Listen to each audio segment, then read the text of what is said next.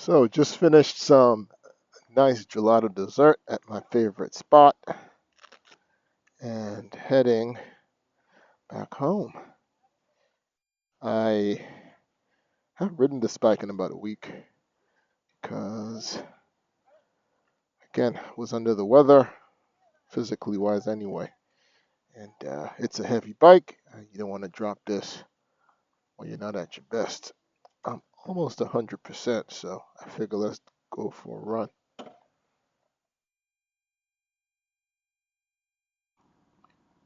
So I was just looking on a forum I usually look on, and it was a commentary on a recent, I don't even know if it's recent, but on a debate between Jack Ma, founder of Alibaba, which Nigerians know well, it seems, and Elon Musk, founder of Tesla, SpaceX, PayPal, amongst other things. Anyway, they were having a debate, and the debate isn't really the crux of this topic.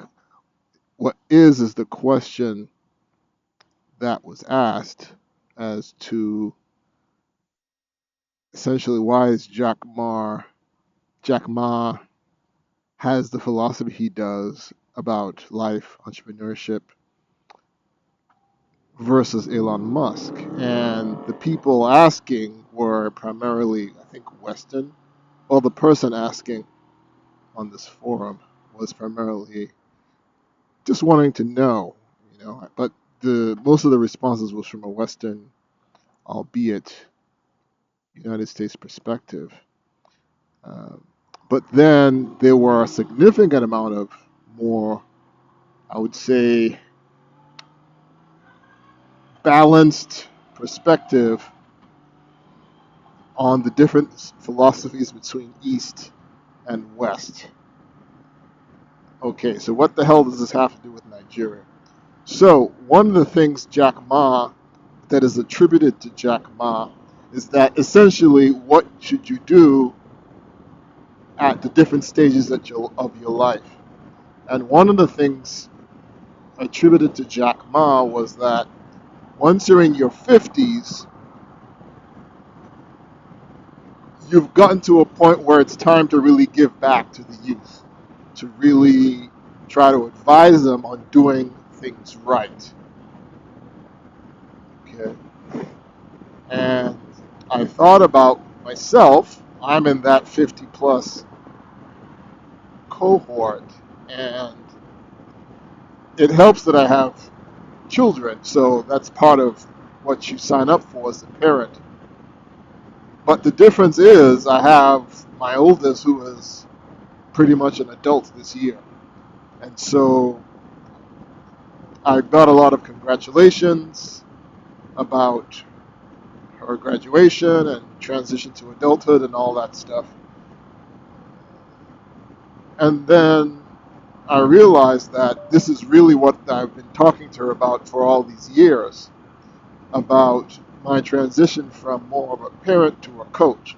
Am I still her father? Of course. But as I interact with her, it will be her driving and me coaching, and not necessarily actively coaching.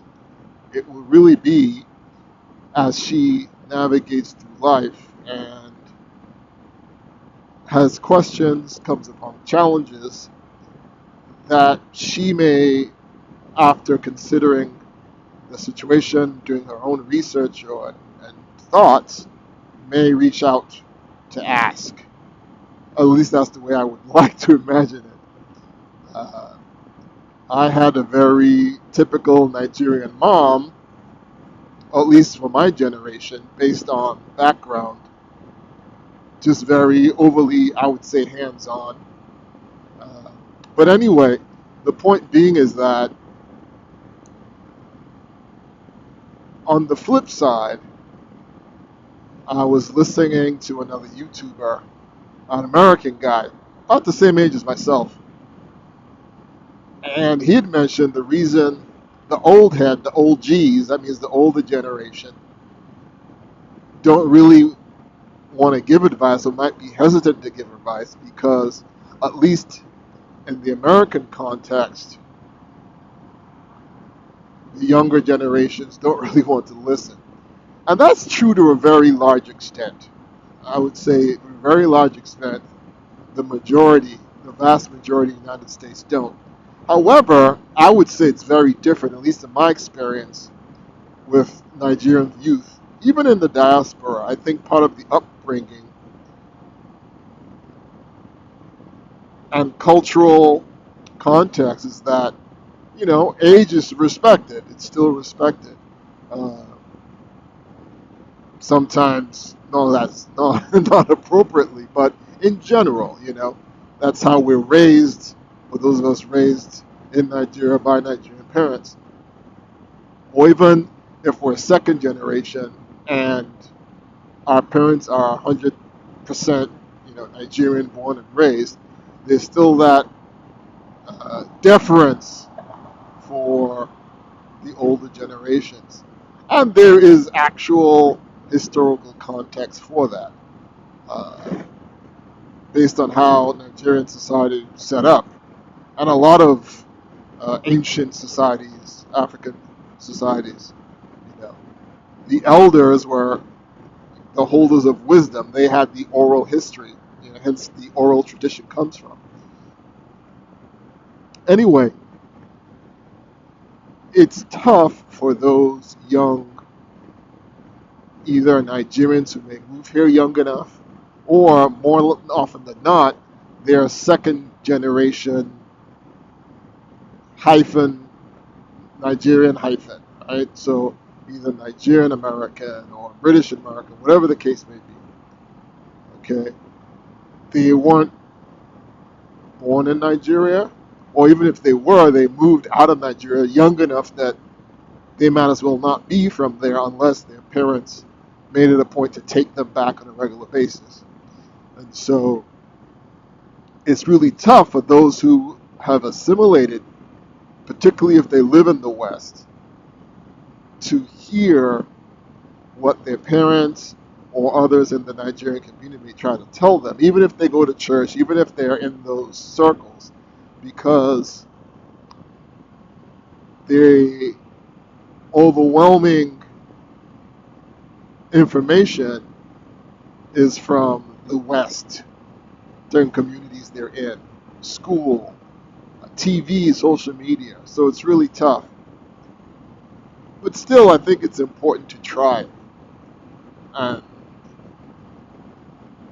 I think it's easy for those of us 50 plus to say, you know what, these kids aren't going to listen anyway. Forget it. Let them just figure out. And to be sure, it's a balance. But I'm encouraged because, and again, it helps that I have children, that you never really want to give up, because at the end of the day, who is left after we're gone but them?